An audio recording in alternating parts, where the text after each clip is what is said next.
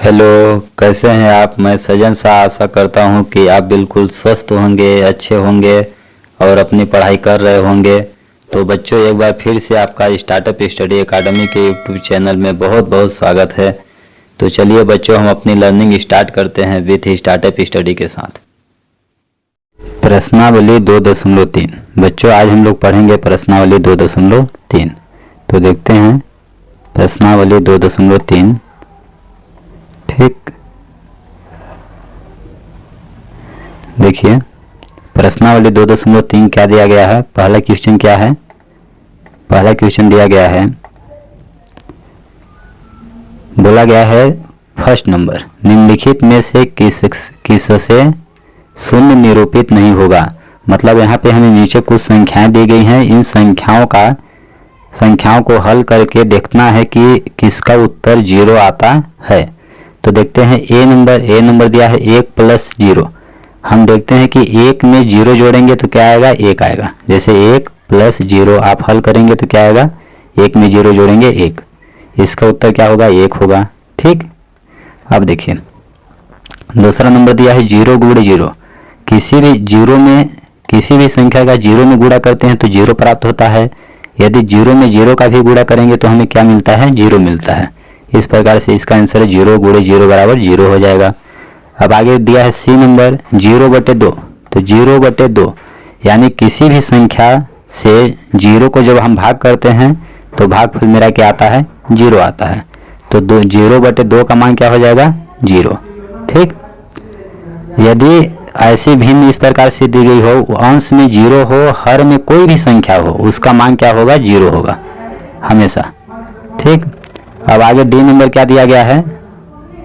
D number दिया गया है 10 - 10/2। तो 10 - 10 में 10 घटाएंगे क्या आ जाएगा, 0। 0/2।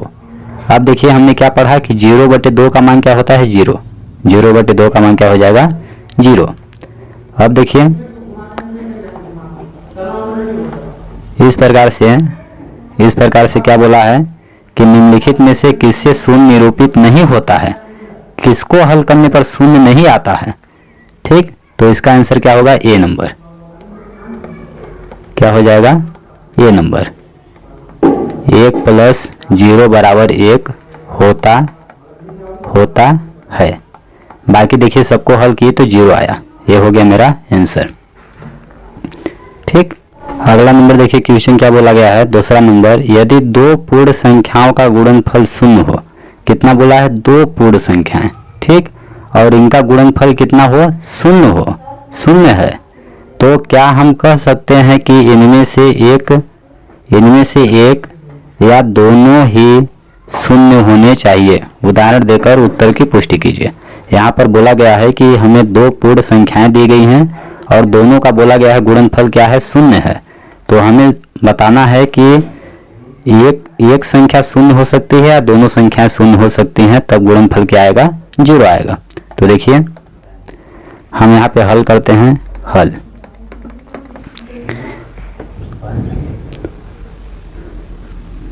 हम यहाँ पे लिख देंगे हाँ। अगर हम किसी संख्या को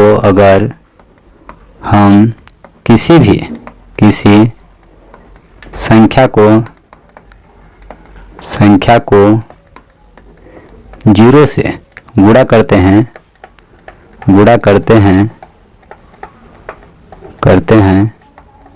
तो गुणनफल 0 प्राप्त होता है।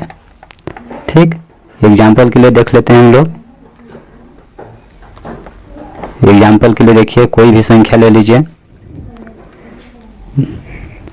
जैसे कोई भी संख्या 2 में 0 का गुणा कीजिए, कितना आएगा, 0 दूना 2 में 0, 2 शून्यम 0। इसी तरह से 5 लीजिए, 5 में 0 का गुणा कीजिए, 5 शून्यम 0। कोई बड़ी संख्या ले लीजिए, जैसे 99 का 0 में गुणा कीजिए, 99 शून्यम 0। अर्थात किसी भी संख्या का जब हम 0 में गुणा करते हैं तो हमें 0 प्राप्त होता है। आगे देखिए, अगर दोनों संख्या हम 0 लेते हैं, अगर दोनों संख्याएं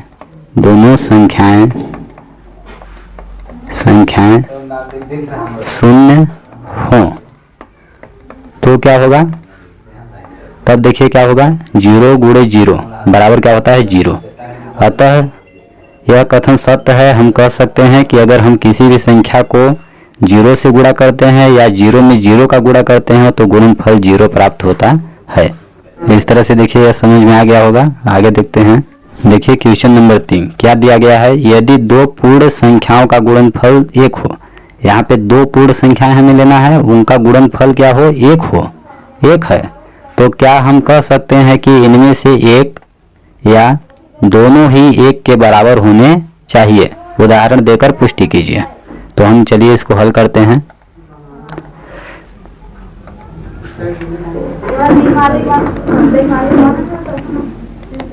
हल हम लिख देंगे, हाँ यदि दो पूर्ण संख्याओं का गुणनफल 1 है, आप लिख दीजिएगा हाँ यदि दो पूर्ण संख्याओं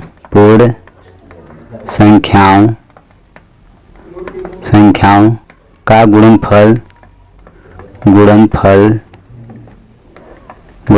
1 है तो हम कह सकते हैं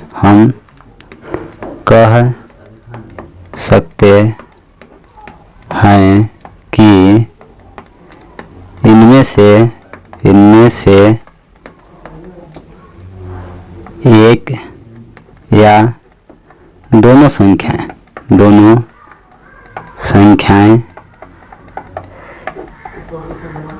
1 होगी। ठीक, जैसे देखिए एग्जाम्पल के लिए, 1 में पूर्ण संख्या क्या होती है, पूर्ण संख्याएं कहाँ से प्रारंभ होती हैं, 0 से। 0 1 2 3 4 5 इसी तरह से आगे अनंत तक। ठीक, अब देखिए 1 से क्या है, इधर जाएंगे हम तो बड़ी संख्या है, और 1 से 0 क्या है, छोटी संख्या है। 1 में यदि हम बड़ी संख्याओं का गुणा करेंगे, 1 में बड़ी संख्याओं का गुणा करेंगे तो बड़ा नंबर प्राप्त होगा। जैसे 1 में 2 का गुणा किए तो 1 में 2 का गुणा किया हमने तो 1 दूना 2 आया। 1 का गुणा अगर 3 में कीजिए तो 1 तिहाई 3 होगा। 1 का गुणा 4 में कीजिए तो 1 चौको 4 होगा। इसी तरह से 1 का गुणा 100 में करेंगे तो 100 आएगा। ठीक ना, अर्थात किसी भी संख्या का 1 में गुणा करने पर वही संख्या हमें प्राप्त होती है, 1 से बड़ी संख्या प्राप्त होती है। और 1 का गुणा यदि 0 में करेंगे तब, 1 का गुणा यदि हम 0 में करेंगे तब क्या होगा, 0 होगा, जो कि 1 से क्या है, छोटा। और इधर संख्याएं क्या होती हैं, बड़ी प्राप्त होती हैं। अब यहाँ पे बोला गया है कि दो पूर्ण संख्याओं का गुणनफल 1 आना चाहिए, ऐसा ज्ञात कीजिए। तब हम क्या करेंगे, 1 में 1 का ही गुणा करेंगे। ठीक, यहाँ पे देखिए 1 में 5 का गुणा करेंगे तो 5 आएगा। 1 में 99 का गुणा करेंगे तो 99 आएगा। ठीक, अगर हम दोनों संख्याएं 1 लेते हैं, देखिए यहाँ पे एक संख्या लिए थे हम, अगर दोनों ही संख्याएं 1 हों, संख्याएं 1 के बराबर हों, 1 के बराबर हों तो क्या होगा, 1 गुणे 1 बराबर 1। देखिए जब हमने दोनों संख्याएं 1 लिया तो उनका गुणनफल क्या होता है, 1 के बराबर है। अतः हम कह सकते हैं कि दो पूर्ण संख्याओं का गुणनफल यदि 1 हो तो दोनों संख्याएं 1 हो सकती हैं। दोनों संख्याएं क्या हो सकती हैं, 1 और 1 के बराबर हो सकती हैं। अर्थात 1 में 1 का गुणा करेंगे तो 1 आएगा। और आगे देखिए क्या दिया गया हम लोग को, क्वेश्चन नंबर 4 हम लोग को दिया गया है 4, वितरण विधि से ज्ञात कीजिए। वितरण विधि, डिस्ट्रीब्यूशन गुण। ठीक ना, डिस्ट्रीब्यूशन गुण क्या होता है एक बार देख लेते हैं हम लोग। वितरण गुण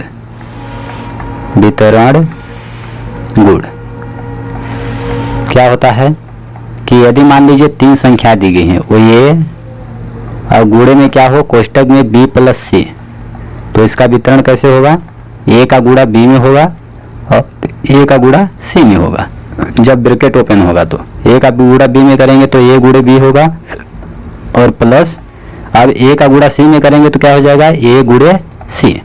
इस तरह से a b का गुणा करके a c का गुणा करके हम इसको हल कर सकते हैं। यदि यहाँ पे कोई संख्याएं आप मान लीजिए, a की जगह पर 2 मान लीजिए, गुणे बी के जगह पर 3 प्लस सी के जगह पर 4। तो इनको कैसे हल करेंगे आप, 2 का गुणा 3 में कीजिए, 2 गुणे 3, अब 2 का गुणा 4 में कीजिए, प्लस है तो प्लस, 2 का गुणा 4 में तो 2 गुणे 4। इस प्रकार से 2 3 6 हो गया, प्लस 2 चौको 8, तो 8 6 कितना होगा, 14 होगा आंसर। या फिर ऐसे भी कर सकते हैं, यहाँ पे देखिए ब्रैकेट के अंदर प्लस में है तो 4 3 7 होगा, 7 में 2 का गुणा करेंगे, 7 दूना 14। तो किसी भी तरह से हम लोग हल कर सकते हैं। अब यहाँ पे देखिए इन संख्याओं को हम लोग हल करते हैं वितरण का प्रयोग करते हुए। तो कैसे करेंगे हम लोग हल, पहला नंबर दिया है 728 गुणे 101। तो हम लोग इसको कैसे करेंगे, 728 गुणे 101 को क्या लिख सकते हैं कोष्टक में, 101 की जगह पर हम क्या लिख सकते हैं, 100 प्लस 1। ये देखिए 100 में 1 जोड़ेंगे तो 101 आएगा। इस प्रकार से हम 101 को 100 प्लस 1 लिख सकते हैं। अब देखिए अब 728 का गुणा कोष्टक खुलेगा तो 728 का गुणा एक बार 100 में होगा, एक बार 728 का गुणा 1 में होगा। तो चलिए हम लोग गुणा करते हैं। इस प्रकार से 728 का गुणा 100 में करेंगे तो 728 गुणे 100 हो जाएगा, प्लस बीच में प्लस है तो प्लस। अब 728 का गुणा 1 में करेंगे तो 728 गुणे 1। इस तरह से अब गुणा कीजिए, 728 में 100 का गुणा करेंगे तो 728 और डबल 100 में 2 जीरो है तो 2 जीरो लगा देंगे, प्लस 728 में 1 का गुणा करेंगे तो 728 ही आएगा। हमने अभी पढ़ा था कि किसी भी संख्या में 1 का गुणा करने पर वही संख्या प्राप्त होती है, तो इस प्रकार से 728 ही आ जाएगा। अब देखिए दो संख्याओं को हमें जोड़ना है इनको, तो पहला अंक, दूसरा अंक, तीसरा अंक, इस तरह से जोड़ेंगे। तो इकाई अंक जोड़ेंगे तो क्या होगा, 0 प्लस 8 बराबर 8। दहाई 2 है, दहाई इसका 0 है तो 2 हो गया। तीसरा अंक इसका 3 है, 7 है, और इसका तीसरा अंक क्या है, 8 है, तो 8 7 15 की 5, हाथ की 1। अब देखिए चौथा अंक इसका नहीं है, चौथा अंक इसका क्या है, 2 है, तो 2 और 1 बचा था 3 हो गया। इस तरह से पांचवा अंक इसका 7 है तो हो गया 7। तो कितना आ गया मेरा, इकाई, दहाई, सैकड़ा, हजार, 10,000, 73,528। अतः हम जब 728 का 101 में गुणा करेंगे तो 73,528 आएगा। ये हो गया आंसर हमारा। इसको आप लोग सिंपल भी हल कर सकते हैं, 728 गुणे 101, लेकिन हमें बोला गया है वितरण विधि का यूज कीजिए, इसलिए हमने वितरण विधि से हल किया। और वितरण विधि से हमारा देखिए कैलकुलेशन कितना आसान हो गया। हमने कुछ नहीं किया, 728 गुणे 101 है तो 101 को 100 प्लस 1 लिख दिए। अब 728 का 100 में गुणा कर दिए तो डायरेक्ट इतना आ गया, कितना है 72,800। फिर 728 का 1 में गुणा कर दिए तो 728 आ गया। दोनों संख्याओं को हमने जोड़ दिया। वैसे अगर हम यहाँ पे गुणा करेंगे 3 अंक का तो हमारा बहुत लंबा प्रोसेस जाएगा। तो देखिए इस तरह से वितरण विधि का यूज करके हम दो संख्याओं के गुणनफल को आसानी से हल कर सकते हैं। अब देखिए बी नंबर क्या दिया है, यहाँ पे बी नंबर हम लोग अब भी हम 60 में जल्दी स्पीड से पढ़ेंगे, ठीक ना। डायरेक्ट गुणा करेंगे। बी नंबर है 5 4 3 7 गुणे 1001। तो इसका गुणा करने के लिए हम लोग क्या करेंगे, 5 4 3 7 गुणे 1001 को क्या लिख सकते हैं, 1000 प्लस 1। अब देखिए इसका गुणा पहले एक बार 1000 में होगा, फिर इसका गुणा 1 में होगा। तो 5437 का गुणा 1000 में करेंगे तो 5437 और 1000 में 3 जीरो हैं तो 3 जीरो लगा देंगे, प्लस 5437 का गुणा जब हम 1 में करेंगे तो कितना हो जाएगा, 5437 हो जाएगा। अब इन दोनों संख्याओं को हम जोड़ देंगे। देखिए इकाई अंक इसका 0 है, इसका 7 है तो 7 आ गया। यहाँ पे 0 है, यहाँ पे 3 है तो 3 आ गया। तीसरा अंक इसका 0 है, इसका 4 है तो 4 आ गया। चौथा अंक इसका 7 है, इसका 5 है तो 7 5 12 की 2, हाथ की 1 आ गया। अब देखिए यहाँ पे अंक खत्म हो गए। अब इधर क्या बचे, 3 4 5। 3 पहले 3 का गुणा करें, 3 को हल करेंगे तो 3 में 1 जोड़ेंगे 4 आ जाएगा। अब ये 4 हमारा उतर जाएगा और यहाँ पे 5 आ जाएगा। इस प्रकार से यह हमारा होगा आंसर। कितना आ गया, 54,42,437। यह हो गया हमारा आंसर। इसी प्रकार से आगे भी आप सी डी ई को हल कर सकते हैं। अब देखिए क्वेश्चन नंबर 5।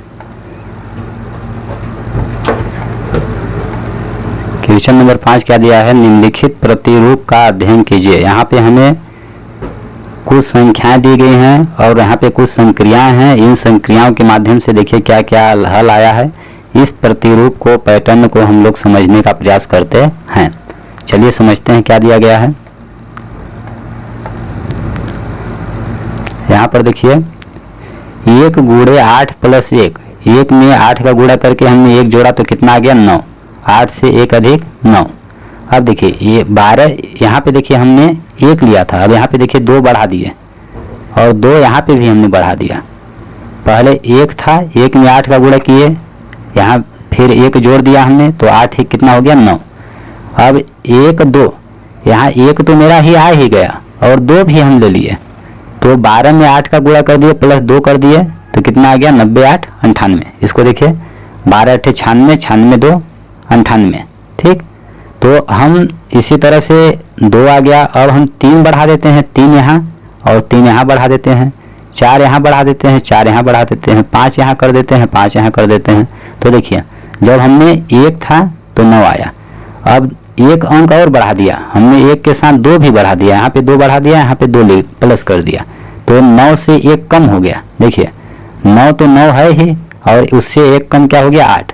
अब यहाँ पे 1 अंक और बढ़ा दिया हमने, 3 लिख दिया, तो यहाँ पे देखिए 1 अंक और घट गया। इस साइड अंक बढ़ रहा है तो इस साइड अंक घट रहा है। ठीक, तो यहाँ पे देखिए 9 8, ऊपर वाली संख्या 9 8 आ गई और देखिए 7 1 बढ़ गया, 8 से 1 कम क्या हो गया 7। अब यहाँ पे देखिए हमने 1 2 3 ऊपर वाली संख्या लिखी और उसके साथ 4 लिख दिया और यहाँ पे 4 जोड़ दिया, तो इस साइड देखिए ऊपर वाली संख्या 987 हमें प्राप्त हो गई, लेकिन 7 से 1 कम 6 भी यहाँ पे आ गया। इसी तरह से यहाँ पे हम देख रहे हैं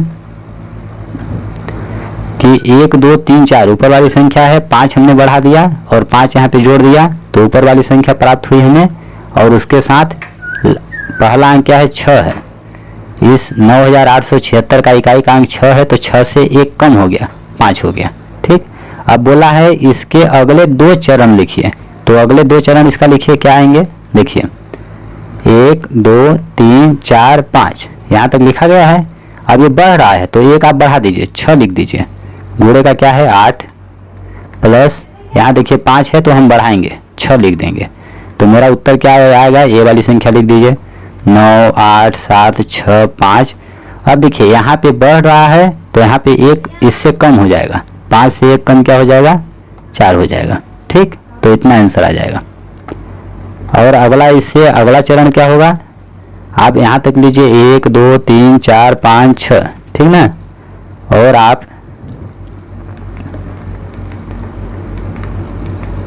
1 2 3 4 5 6 देखिए ऊपर वाली संख्या हमने ले ली।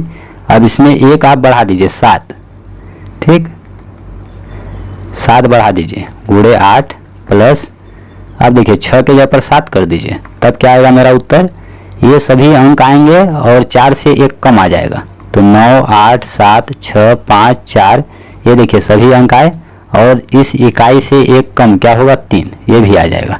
यह हो गया हमारा आंसर। इस प्रकार से देखिए बच्चों, और हम लोग को बोला है यहाँ पे देखिए संकेत दिया है, संकेत 1 2 3 4 5 बराबर, देखिए यहाँ 5 है तो 5 बार 1 लिखा गया है, फिर 4 है तो 4 बार 1 लिखा गया है, 3 है तो 3 बार 1 लिखा गया है, 2 है तो 2 बार 1 लिखा गया है, 1 है तो 1 बार 1 लिखा गया है। इसका मतलब इसको हम कैसे लिख सकते हैं, देखिए यहाँ पे मान लीजिए 1 को हम क्या लिख सकते हैं 1 बराबर 1। अब देखिए यहाँ पे हम क्या किए 1 और 1 के साथ 1 अधिक लिख दिए 2, तो इसको हम कैसे लिख सकते हैं 2 बार आप 1 लिखिए, यहाँ देखिए 1 था 1 बार और 1 लिख दीजिए प्लस इसी 1 को 1 बार और लिख दीजिए। ठीक, तो मेरा इसको हल करेंगे 11 प्लस 1 देखिए 12 होगा। अब देखिए 12 1 2 3 आप कर दीजिए, तब कैसे होगा, यहाँ पे 3 अंक है, 3 इकाई का अंक 3 है तो 3 बार 1 लिखिए 1 2 3। अब देखिए यहाँ पे 2 अंक है, दहाई का अंक 2 है तो 2 बार 1 लिखिए 1 2। अब देखिए यहाँ पे 1 है तो 1, अर्थात देखिए 1 जो है वो उनकी मात्रा बढ़ती जा रही है, अंक बढ़ते जा रहे हैं। देखिए यहाँ पे 1 अंक था 1, तो यहाँ पे 2 अंकों का 1 हो गया, यहाँ पे 3 अंक हो गए 1 1 1। ठीक, इसके बाद उससे 1 कम, उससे 1 कम, 3 के बाद 2, 2 के बाद 1। अब यहाँ पे करते हैं 1 2 3 4, तब क्या होगा 4 बार 1 आएगा 1 2 3 4 प्लस, और देखिए 3 बार आएगा, इससे 1 कम होगा 3 बार, फिर इससे 1 कम होगा 2 बार, फिर इससे 2 से 1 कम होगा 1। अब यहाँ पे लेते हैं 1 2 3 4 5, तब क्या होगा इकाई का अंक 5 है तो 5 बार 1 लिखिए 1 2 3 4 5। अब 5 से 1 कम 1 2 3 4, 4 बार, फिर 4 बार लिया हमने तो अब 3 बार लेंगे, इसके बाद 3 बार लिया तो 2 बार लेंगे, इसके बाद 1 बार लेंगे। तो इस तरह से हमारा सीरीज चल रही है, यह हो जाएगा हमारा आंसर। तो बच्चों हमें उम्मीद है कि इस वीडियो के सभी टॉपिक्स क्वेश्चंस आपको अच्छी तरह समझ में आ गए होंगे। अगर यह वीडियो आपको पसंद आया है तो वीडियो को लाइक करिए, चैनल को सब्सक्राइब करिए, अपने फ्रेंड्स के साथ शेयर करिए, और अगर आपको कहीं पर कुछ समझ नहीं आ रहा है तो आप नीचे कमेंट बॉक्स में लिखकर हमें अवश्य बताएं, हम आपके डाउट का रिप्लाई अवश्य देंगे। धन्यवाद दोस्तों, जय हिंद जय भारत।